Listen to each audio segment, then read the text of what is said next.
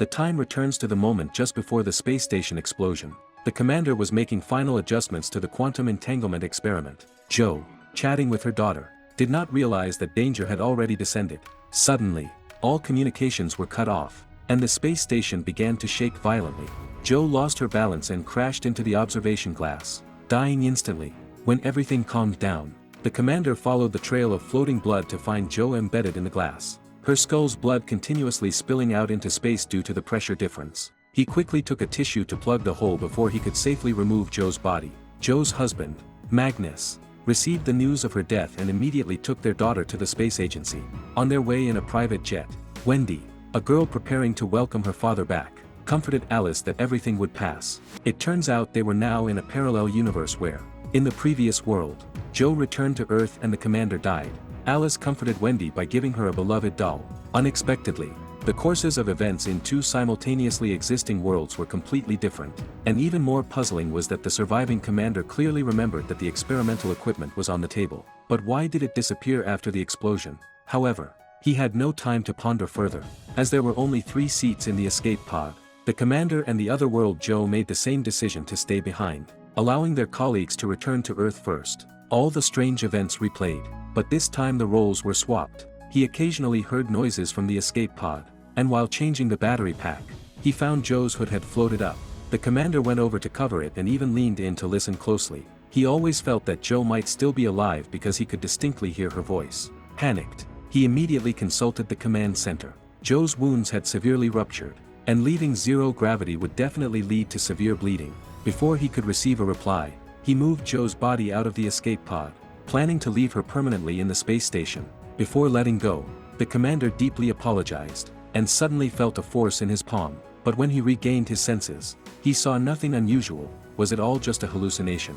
At this time, Magnus found Alice hiding in the closet, thinking it absurd for her to squat there in the middle of the night. Yet Alice's personality had suddenly changed dramatically, ignoring her father's warnings and shutting the closet door herself. After Magnus left, Alice thought she saw her mother's figure, but when she opened the door, there was nothing there. This mirrored the scene Jo had seen earlier at the closet door, suggesting that the double quantum experiment had caused an overlap between the two worlds. The next day, while Alice and her friend were playing in the yard, Wendy's mother poked her head out to tell her daughter that her father was coming back. Alice's expression darkened. Her mother was also coming back. Even though it was just her cold body, Magnus brought bad news that her mother's body might have to stay in outer space forever. At this time, the commander had finished replacing the power and was ready to take the escape pod back to Earth. But he encountered a bolt malfunction that required 2 people to fix. After a senseless beating, the malfunction miraculously resolved itself. He couldn't believe it as he looked back at the space station, where it seemed someone was standing at the observation window. Upon safely returning to Earth, the commander received a warm welcome from friends and family. He suddenly felt an unreal sensation. His teammates, who were alive just days ago, could now only exist as tombstones. Just after he placed down the flowers, he thought he saw Jo's figure, but she disappeared in an instant. Unaware that this was the result of an overlap between 2 worlds, he assumed it was just a hallucination. Facing Jo's family, the commander explained that he had no choice but to leave her in the space station, then began describing her gruesome injuries. Seeing his daughter's color change, Magnus quickly pulled her away, inadvertently rubbing salt into Alice's wounds. She walked into the parking lot with a gloomy face, threw her beloved doll toy on the ground, and stomped on it until her friend Wendy ran over to stop her. Alice seemed ungrateful, and even poked the doll's eyes out. The commander was also deeply troubled, his life filled with eerie visions that made him question his existence. What was more unexpected was that when he spoke about the double quantum entanglement experiment at a review meeting, everyone present, including his astronaut colleagues, stated that no such experiment had been conducted at the space station, which was also proven by the surveillance footage at the time. The investigative commissioner then stated that leaving Jo's body at the space station was a unilateral decision by the commander, and that the space agency's command center had not given any such instruction. The commander was even more incredulous. He searched online for information about past astronaut launches and shockingly found a video of a failed moon landing years ago, where only an astronaut named Henry survived. The commander was shocked. He clearly remembered that the moon landing had been successful, although a spacecraft malfunction midway had led to the deaths of 2 astronauts. But Henry had heroically ensured the mission's completion. The commander immediately ran to the space agency to meet Professor Henry, as he was the initiator of the double quantum entanglement experiment. The staff incredulously shook their heads. saying that Henry had been disheartened after the failed moon landing and had left the space agency early, let alone initiate any experiment. The commander's expression became even more surprised. He clearly remembered talking to him just before the space station exploded. The disputes continued without any resolution because they did not know that the commander's symptoms were similar to Joe's, with his body in one world but his memories belonging to another, likely caused by the activation of the experimental equipment at the moment of their deaths. Realizing something was wrong, the commander began to re-examine his life. He noticed that his terms of endearment for his wife and daughter seemed to cause discomfort. Even some of his habits were intolerable to his current self. He always felt that something unthinkable had happened in the space station. Alice, also feeling lost, angrily tore up the gifts celebrating her mother's return. But unexpectedly, piano music sounded from a corner of the hall, although there was clearly no piano in the house. Magnus, seeing the mess on the floor, felt that his wife's death had caused a great impact on his daughter. He immediately sought help from a psychologist, who suggested holding a funeral for Joe because the ceremony could help the child deal with her grief. Magnus followed the advice and quickly arranged a memorial hall at home, but Alice hid in the closet and refused to come out. Her mother was still in outer space. Were people going to say goodbye to thin air? Helpless, Magnus had to go down to entertain the guests first. Meanwhile, the commander hesitated at the door, not daring to enter. He felt that his selfishness had led to Joe's body being left in space. And more importantly, the commander believed that Joe was still alive. His wife's sympathetic gaze implored him to enter since he was already there. Seeing his father's distracted appearance, Wendy directly pulled Alice over, just after saying that her father thought her mother was still alive. Alice turned her head and saw another version of herself, and the commander collapsed to the ground in shock. Seeing Joe appear, Alice couldn't help but shout out loud. After the guests left, Magnus persuaded his daughter that the recent stress had been too great and that it would be best to go on a trip to clear her mind. Alice immediately expressed her desire to go to her mother's frequently visited cabin in the woods. Meanwhile, the commander's wife woke up and found that her husband had disappeared, so she went to the space agency to inquire about his whereabouts. His colleague somberly stated that many astronauts who returned had developed stress disorders, often seeing all sorts of incredible things, and advised the commander's wife to prepare mentally. If the commander was found, the space agency would also suspend him from duty. However, unbeknownst to them, the commander had already arrived at Henry's residence. In this world, Henry lived much more modestly, in an unknown apartment, and what surprised the commander even more was that Henry did not recognize him. In his memory, Henry was his mentor in the space agency's lab, and he recounted the successful moon landing managed by Henry. However, Henry's expression gradually darkened, realizing that the commander he knew was from another world. Seeing that the commander was determined to investigate further, Henry immediately pulled out a gun from the drawer. At the same time, Magnus and his daughter were on their way to the cabin in the woods. Finding the road ahead blocked by ice, they decided to find a hotel in town to stay overnight. But Alice felt something was in the cabin and insisted on reaching it that night, even if it meant walking across the ice layer. Magnus had no choice but to accompany his daughter to the cabin overnight. They skillfully opened the door, and the interior was arranged exactly as they remembered. Alice pondered the wall painting, her mother's favorite artwork, while Magnus, touched by the scene, couldn't help but burst into tears, indicating that the couple had a good relationship in this world. Alice comforted her father, feeling sure that her mother would appear again. When the night was silent, Alice suddenly saw lights outside the window. She hurriedly ran outside into the snowy landscape, but her mother and the car had already disappeared. Alice was certain what she saw was not a hallucination, so she put on her coat and decided to look further. Alice did not understand the magic of quantum entanglement. The reason she could see her mother was due to a brief overlap of two parallel worlds. In the first world, Joe had just arrived at the cabin, having secretly taken the space agency's quantum experiment equipment, planning to lay low with her daughter. However, before she could enter, she heard someone calling her mother. Even though her daughter was right by her side, mother and daughter entered the cabin and repeatedly listened to the ghost tapes, containing the audio chats between her and her mother before the space station accident. Alice was certain that the voice on the tape was not hers because she never spoke Dutch. What surprised Joe even more was that Alice said her mother had shown her the experimental equipment during a video chat. Yet she clearly remembered that no quantum entanglement experiment had ever been conducted at the space station. This perfectly corresponds to the above scenario where the commander's body was in the second world, but his memory remained in the first world. That's why he insisted he was conducting a quantum experiment during the hearing. But the jury stated that the experiment had been cancelled years ago. After listening to all the ghost tapes, Mother and daughter gradually guessed the truth about the parallel space, especially a segment where the commander asked the command center whether to leave Joe's body in the spacecraft. Alice then spoke out the thoughts she had been holding back for a long time, feeling that the Joe in front of her was not her mother. Although this reality was cruel, Joe believed it as well and decided to find out the truth. When storing the experimental equipment outside, Joe heard her daughter's cries again. She couldn't believe it and ran back to the room, only to see Alice sleeping. Could it be that someone else was calling her mother? Joe's eyes lit up, and she took a lantern to follow the source of the sound. Unfortunately, the Alice calling for her mother was in the second world, and the two did not meet along the way. Soon, Alice saw the lights in front of the cabin. She didn't understand why there would be another cabin here, identical to hers, with the keys hidden in the same place. She opened the door, and the interior was almost the same as her own cabin. After searching the room and not finding her mother, Alice habitually crawled into the closet on the second floor, and a gust of wind closed the door automatically, causing Alice to panic. She kept banging on the door, calling for her mother. Joe suddenly heard the cries behind her. She turned around and also saw the lights of a cabin not far away. Soon, the Alice calling for help discovered the closet door opening, and her mother appeared right before her eyes. Joe was equally shaken, quickly taking her back to her own cabin. She carefully sniffed the hair to confirm that the Alice in front of her was her daughter. Joe prepared a bath for her, only to find another Alice lying on the bed. She felt dizzy for a moment, and when she regained her senses, Alice in the bathtub had disappeared, leaving only the Alice who had just woken up. Joe was convinced that what she had experienced was not an illusion. She told Alice about another cabin in the woods, where she must find her daughter. Alice in the first world was completely baffled. Wasn't she her mother's daughter? Watching her mother hastily leave, she had no choice but to follow reluctantly. At the same time, Alice in the second world had not realized that the overlapping spaces had separated. After shouting, "Mom," she discovered the hot water in the bathtub was gone. She quickly wrapped herself in a towel and left the room, just in time to run into her father waking up.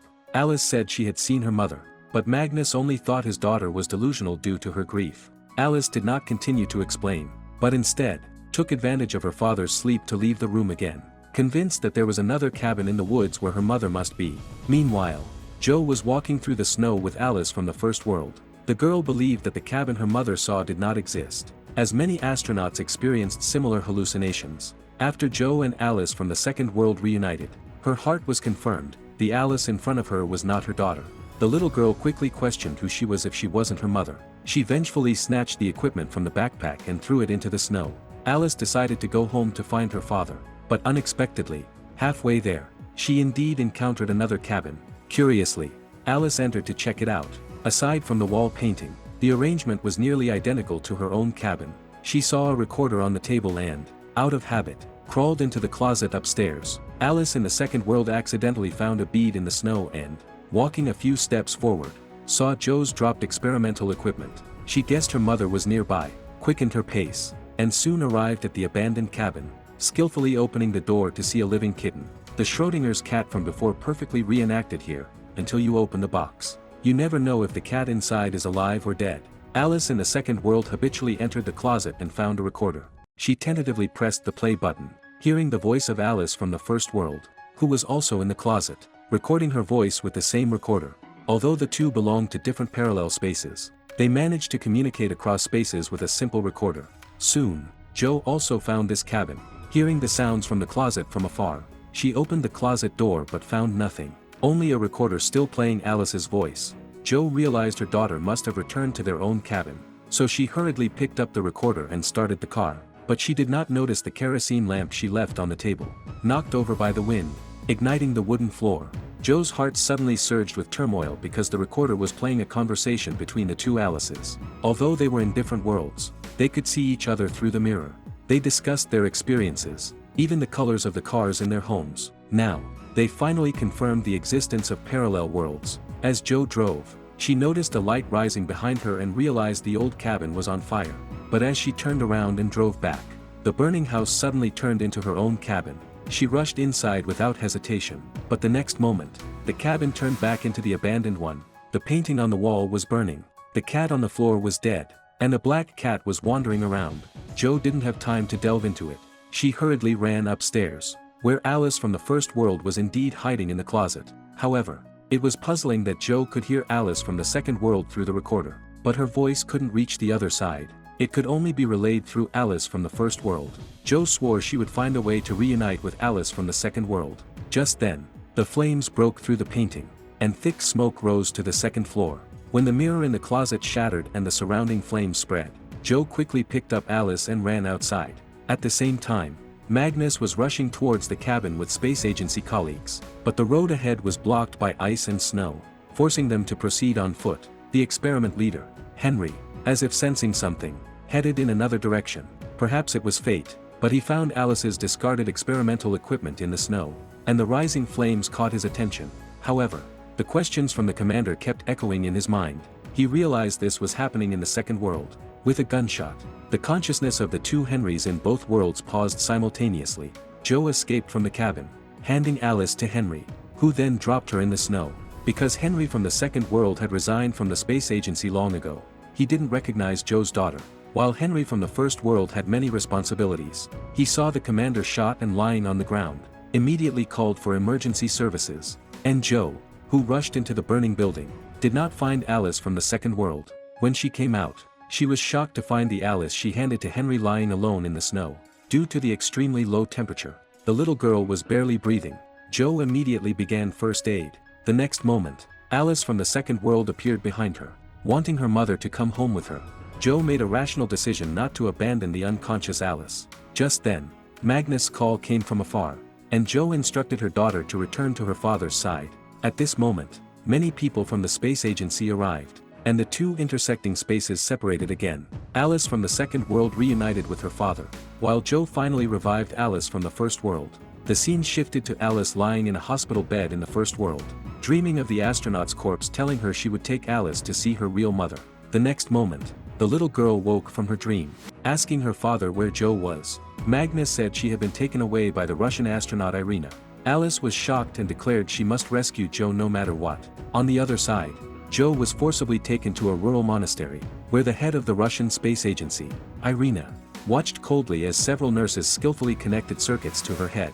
Meanwhile, Henry, waking up in the snow, picked up the neglected cold atom device. His gaze gradually darkened, and he unexpectedly lifted an axe and forcefully chopped down on the device, seemingly breaking the space. And Joe fell into a deep sleep in the monastery.